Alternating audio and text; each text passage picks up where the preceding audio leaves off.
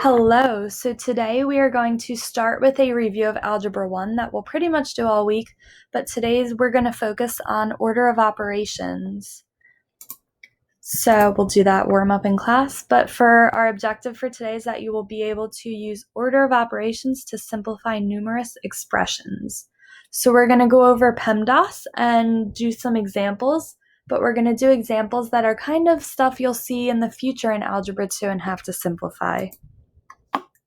So if you remember, your P stands for parentheses. So you always look for your parentheses and simplify inside your parentheses first. However, one thing I always love to point out is that you still follow your order of operations inside the parentheses. So if you have 3 minus 5 times 2, you're going to do that multiplication before you subtract. Once you check for parentheses and simplify all of them, you're going to move on to exponents.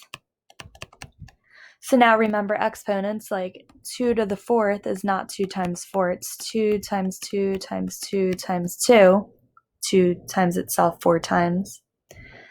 Next, you do all multiplication and division from left to right.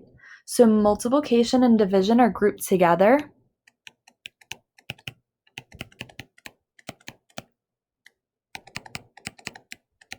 So it's not multiplication first, then division. You do all of it from left to right. So if you had like 48 divided by 6 times 2, you're going to do this 48 divided by 6 first because it comes first from left to right. And you get 8 times 2 is 16. Same thing with addition and subtraction. So this comes last, but you're just going to do all addition and subtraction from left to right. So for example, if you had 2 minus 7 plus 5 minus 3, you just do it from left to right. So 2 minus 7 is negative 5. Then you copy down the rest, plus 5 minus 3. Negative 5 plus 5 is 0, minus 3 gives you negative 3. So you're always going to follow PEMDAS, but remember that multiplication and division are grouped together and addition and subtraction are grouped together. So now let's go over some examples. So the first thing you always want to do is check for any parentheses. So we do have some, so we're going to do this 12 minus 5 first. So 12 minus 5 is 7. So we get 7 inside the parentheses. So now our parentheses are all simplified, and we are going to do the exponents next. So 7 squared is 7 times 7. It gives us 49. So now we have 49 times 3, because that's multiplication, division from left to right are next. So that gives us 147. And your last step is just to add and subtract from left to right. So 147 plus 11 gives us 158 as our final answer. So let's look at another similar example. So we have parentheses here, so we'll start with that.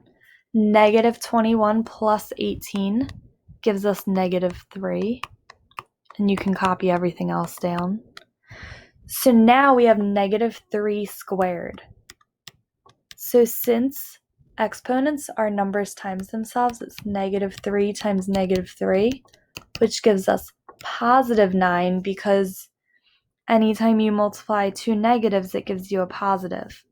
So pretty much when you have any number squared, it will always be positive.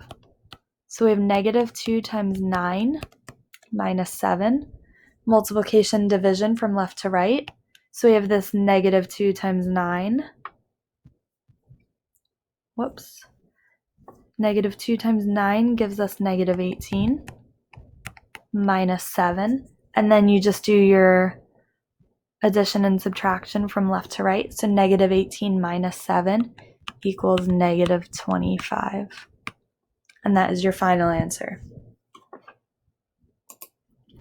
So next, this one looks a little more complicated.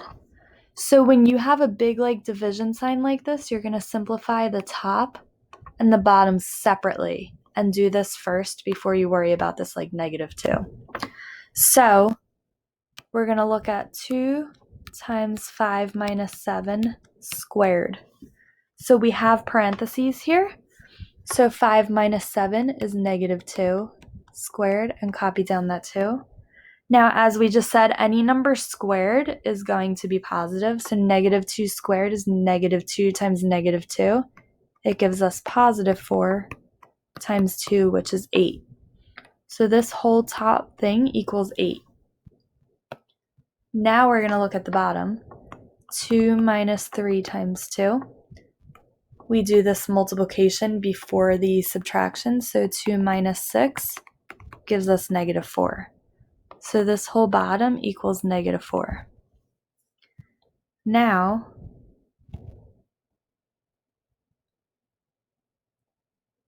what color didn't we use? Orange.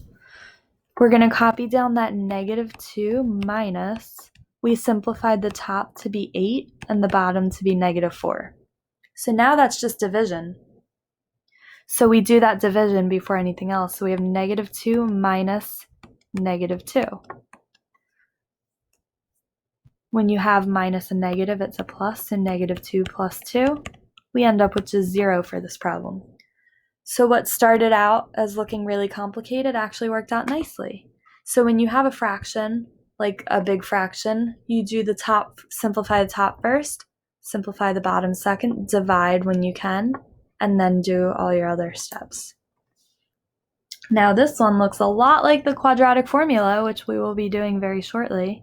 So we're going to review how to simplify this.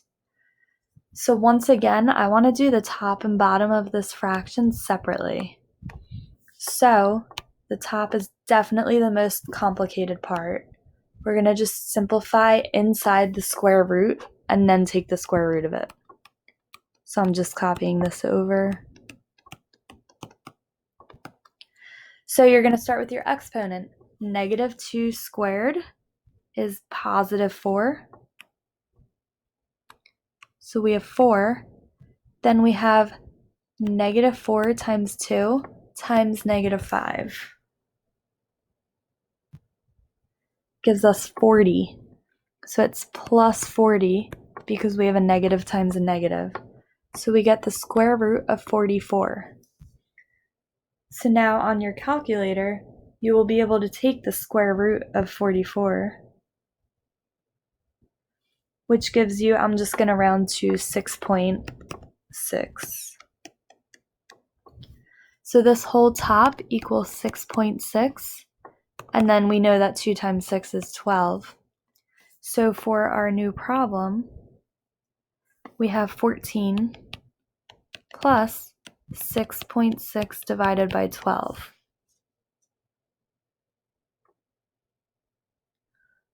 So you will do this division, 6.6 divided by 12 equals 0.55. And then you add for your last step, so you get 14.55. So in all these problems, we're just following the order of operations. If there's a big fraction, do the top and bottom separately and then divide them before you add or subtract whatever's in the beginning or front.